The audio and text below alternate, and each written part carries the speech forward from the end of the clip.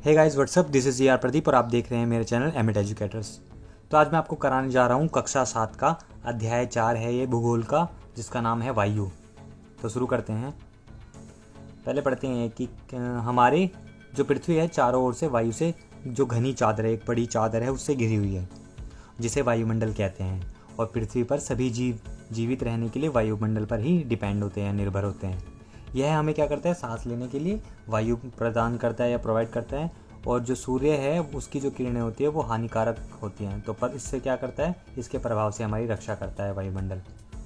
यदि उस सुरक्षा की यह चादर न हो तो हम दिन के समय सूर्य की गर्मी से तप्त होकर जल सकते हैं, और एवं रात के समय हम क्या है, ठंड में जम सकते हैं। तो अतः यह क्या है, वह वायु राशि है जिसने पृथ्वी के तापमान को रहने योग्य बनाया है। साइड में है, क्या आप जानते हैं, कार्बन डाइऑक्साइड वायुमंडल में फैलकर पृथ्वी की से विकिरित जो ऊष्मा है उसको पृथ्वी पर रोककर ग्रीन हाउस प्रभाव पैदा करती है, इसलिए इसे ग्रीन हाउस गैस भी कहते हैं। और इसके अभाव यानी कमी में धरती इतनी ठंडी हो जाती है कि इस पर रहना असंभव होता है। किंतु जब कारखानों एवं कार के धुएं से वायुमंडल में इसका स्तर जो बढ़ जाता है, तब इस ऊष्मा के द्वारा पृथ्वी का तापमान बढ़ता है। इसे वायुमंडलीय भूमंडलीय तापन या फिर ग्लोबल वार्मिंग भी कहते हैं।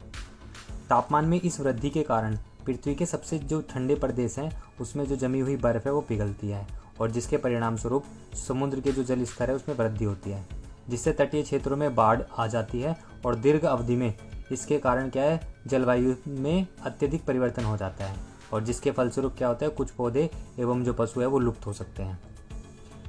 4.1 चित्र में दिखा रखा है वायु के संगठक। तो वायुमंडल का संगठन क्या है, तो क्या आप जानते हैं कि जिस वायु का हम जो उपयोग करते हैं, हम सांस लेने के लिए करते हैं, वास्तव में वह क्या है, अनेक गैसों का मिश्रण होती है। नाइट्रोजन तथा ऑक्सीजन ऐसे ही दो गैसेज हैं जिनसे क्या है, वायुमंडल का बड़ा भाग है, जिनसे वायुमंडल का बड़ा भाग बना है। कार्बन डाइऑक्साइड, हीलियम, ओजोन और आर्गन एवं हाइड्रोजन कम मात्रा में पाए जाती हैं। और इन गैसों के अलावा धूल के छोटे छोटे कण भी हवा में मौजूद होते हैं। चित्र 4.1 में वृत्त आरेख दिखा रखा है, उसमें दिखाया गया है कि कितने % है। तो जिसमें क्या है, वायु के विभिन्न जो संघटक हैं उनको उनके प्रतिशत दर्शाए गए हैं। तो नाइट्रोजन वायु में सर्वाधिक पाई जाने वाली गैस है, सबसे ज़्यादा पाई जाती है। जब हम सांस लेते हैं तब फेफड़ों में कुछ नाइट्रोजन भी ले जाते हैं और फिर उसे बाहर निकाल देते हैं, परंतु पौधों को अपने जीवन के लिए नाइट्रोजन की क्या होती है, आवश्यकता होती है। तो वे क्या है, सीधे वायु से नाइट्रोजन नहीं ले पाते। और मृदा जो है, मिट्टी है तथा कुछ पौधे जो हैं उनकी जो जड़ें हैं, जड़ों में रहने वाले जीवाणु वायु से नाइट्रोजन लेकर इसका जो स्वरूप है वो बदल देते हैं, जिससे पौधे क्या हैं, इसका प्रयोग कर सकें। क्या आप जानते हैं, जब वायु गर्म होती है तो फैलती है और हल्की होती है तो ऊपर उठती है। और वायु जो ठंडी वायु होती है वो संघनन और भारी हो जाती है, और इसलिए इसमें जो नीचे रहने वाली जो प्रवृत्ति है, नीचे रहने की जो प्रवृत्ति होती है, और गर्म वायु जो है वो क्या है, उसके ऊपर उठने पर आसपास के क्षेत्र से जो ठंडी वायु है वो रिक्त स्थान को भर देती है, और उसकी वजह से क्या होता है, भरने के लिए वहाँ आ जाती है। और इस प्रकार वायु का चक्र जो है वो चलता रहता है। आगे, ऑक्सीजन वायु में प्रचुर मात्रा में पाई जाने वाली दूसरी गैस है, और मनुष्य तथा पशु सांस लेने में वायु से ऑक्सीजन प्राप्त करते हैं। और हरे जो पादप है यानी पौधे जो हैं, प्रकाश संश्लेषण द्वारा ऑक्सीजन क्या करते हैं, उत्पन्न करते हैं। और इस प्रकार की जो वायु होती है उसमें ऑक्सीजन की मात्रा क्या होती है, समान बनी रहती है। और यदि हम वृक्ष काटते हैं तो यह जो संतुलन है वो बिगड़ जाता है। कार्बन डाइऑक्साइड क्या होता है, अन्य महत्वपूर्ण गैस है। और हरे जो पेड़ है, पादप जो हैं, अपने भोजन के रूप में जो कार्बन डाइऑक्साइड है उसका प्रयोग करते हैं, और जो ऑक्सीजन है वो वापस देते हैं। तो मनुष्य और जो पशु है वो कार्बन डाइऑक्साइड बाहर निकालते हैं, और मनुष्यों तथा पशुओं द्वारा बाहर छोड़ी जाने वाली जो कार्बन डाइऑक्साइड है उसकी मात्रा पादपों द्वारा प्रयोग की जाने वाली गैस के बराबर होती है, जिससे यह संतुलन बना रहता है। परंतु ये जो संतुलन है वो कोयला तथा खनिज तेल आदि ईंधनों के जलाने से गड़बड़ा जाता है, और वे जो वायुमंडल है उसमें प्रतिवर्ष करोड़ों टन कार्बन डाइऑक्साइड की बढ़ोतरी करते हैं। तो इसके परिणाम स्वरूप क्या होता है कि जो कार्बन डाइऑक्साइड होता है उसका बढ़ा हुआ जो आयतन है वो पृथ्वी पर जो मौसम होता है तथा जलवायु को क्या करता है, प्रभावित करता है। तो देखो इसमें डायग्राम चित्र दिखाया गया है, इसमें है, पढ़े एवं स्वयं मनन करें कि क्या भूमंडलीय तापन आज के विश्व में एक गंभीर समस्या है या नहीं है। अब वायुमंडल की संरचना कैसी है, तो जो हमारा वायुमंडल है होता है वो 5 परतों में विभाजित है, जो पृथ्वी की जो सतह है उससे आरंभ होती है। और ये हैं क्षोभ मंडल, समताप मंडल, मध्य मंडल, बाह्य वायुमंडल और बाह्य मंडल। तो जो क्षोभ मंडल होता है जो सबसे नीचे होता है, तो जो क्षोभ मंडल होता है यह परत जो है वायुमंडल की सबसे महत्वपूर्ण परत होती है। और इसकी जो औसत ऊंचाई होती है धरती से वो 13 किलोमीटर तक होती है। और हम इसी मंडल में मौजूद वायु में सांस लेते हैं। और मौसम की मौसम की लगभग सभी घटनाएं जो होती हैं, जैसे वर्षा, कोहरा एवं ओलावर्षण, जो ओले मतलब गिरते हैं, इसी परत के अंदर होता है सब कुछ। दूसरा है समताप मंडल। तो जो क्षोभ मंडल है उसके ऊपर का जो भाग होता है वो समताप मंडल कहलाता है। और यह लगभग 50 किलोमीटर की ऊंचाई तक फैला है। और ये जो परत है वो बादलों एवं मौसम संबंधित घटनाओं से लगभग मुक्त होती है। और इसके फलस्वरूप यहाँ की जो परिस्थितियाँ हैं वो हवाई जहाज उड़ाने के लिए आदर्श होती हैं। और समताप मंडल जो है उसकी एक महत्वपूर्ण विशेषता यह है कि इसमें क्या है, ओजोन गैस की परत होती है। और यह परत सूर्य से आने वाली जो हानिकारक गैस है उससे हमारी रक्षा करती है। उसके बाद क्या है, मध्यमंडल। तो मध्यमंडल क्या है, यह वायुमंडल की तीसरी परत है। और यह क्या है, समताप मंडल जो होता है उसके ठीक ऊपर वाली होती है। और यह लगभग 80 किलोमीटर की ऊंचाई तक फैली है। अंतरिक्ष से प्रवेश करने वाले जो हल्के उल्कापिंड है इस परत में आने पर जल जाते हैं। आगे बाह्य वायुमंडल। तो जो बाह्य वायुमंडल होता है उसमें बढ़ती हुई ऊंचाई के साथ तापमान क्या होता है, अत्यधिक तीव्रता से बढ़ता जाता है। और जो आयन है मंडल है इस परत का एक भाग है। और यह 80 से 400 किलोमीटर तक फैला हुआ है। जो रेडियो संचार है, देखो इसमें दिखा रखा है चित्र में, वायुमंडल की परतें दिखा रखी है और साइड में किलोमीटर है, 10, 20, 30, 40, 50 इस तरीके से ऊंचाई दे रखी है किलोमीटर में। आगे अब रेडियो जो संचार होता है, सैटेलाइट जो होते हैं, उसके लिए इस परत का उपयोग होता है। और वास्तव में पृथ्वी से जो प्रसार होने वाली जो रेडियो तरंगे हैं इस परत द्वारा पुनः पृथ्वी पर जो परावर्तित कर दी जाती है, भेज दी जाती है। अब उसके बाद बहिर्मंडल। तो जो वायुमंडल की सबसे ऊपरी जो परत होती है उसको बहिर्मंडल के नाम से जाना जाता है।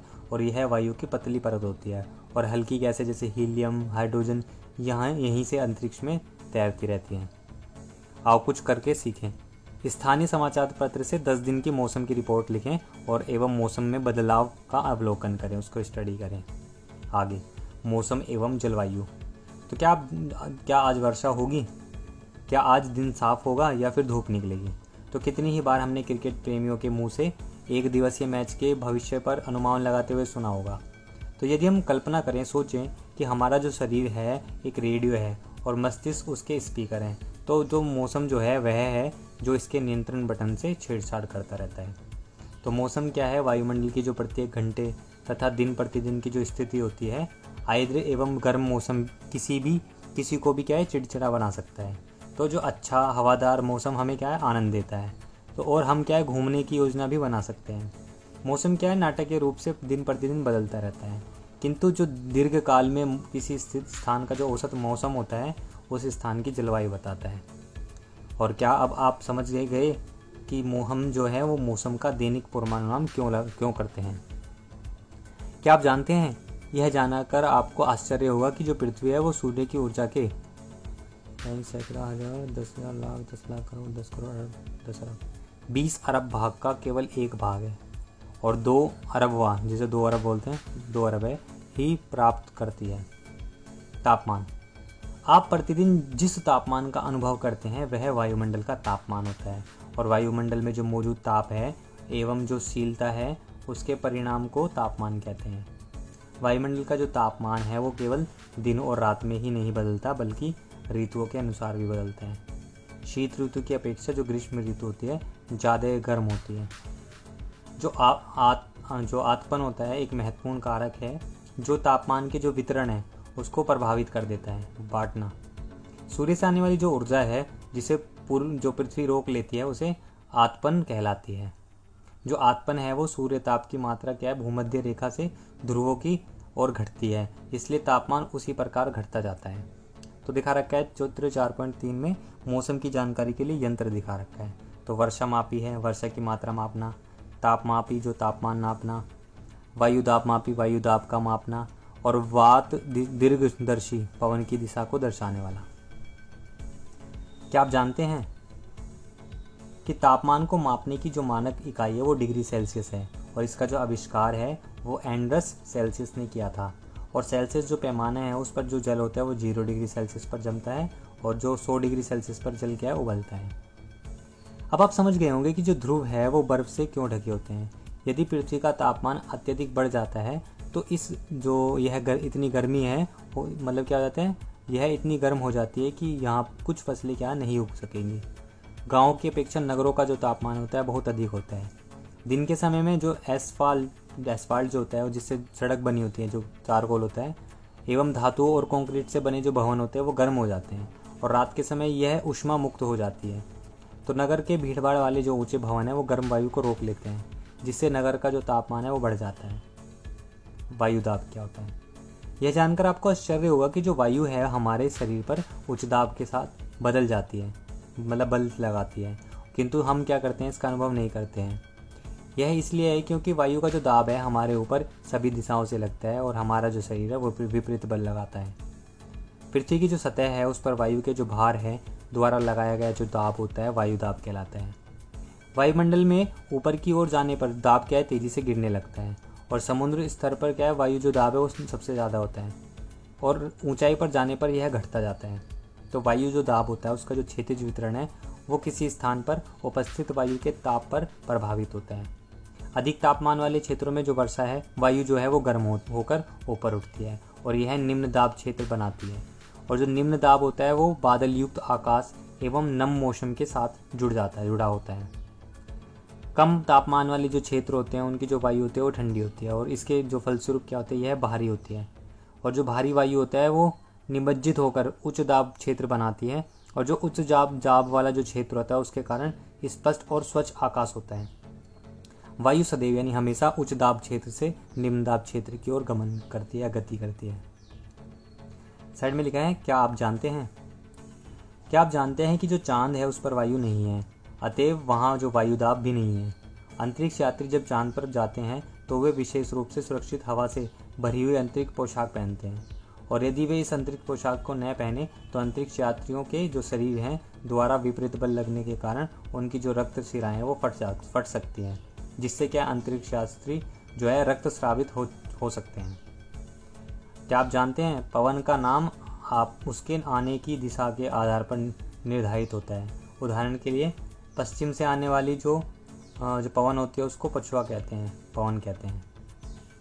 अब पवन, उच्च दाब क्षेत्र से निम्न दाब क्षेत्र की ओर वायु की जो गति है उसको पवन कहते हैं, और आप पवन को काम करते देख सकते हैं। जब आप सड़क पर गिरती पत्तियों को उड़ती तथा अथवा तूफान के समय पेड़ों को उखड़ते देखती हैं, तो कभी कभी क्या है, जब पवन धीरे बहती है तो आप इसे महीन धूल या धुएं को उड़ते देख सकते हैं।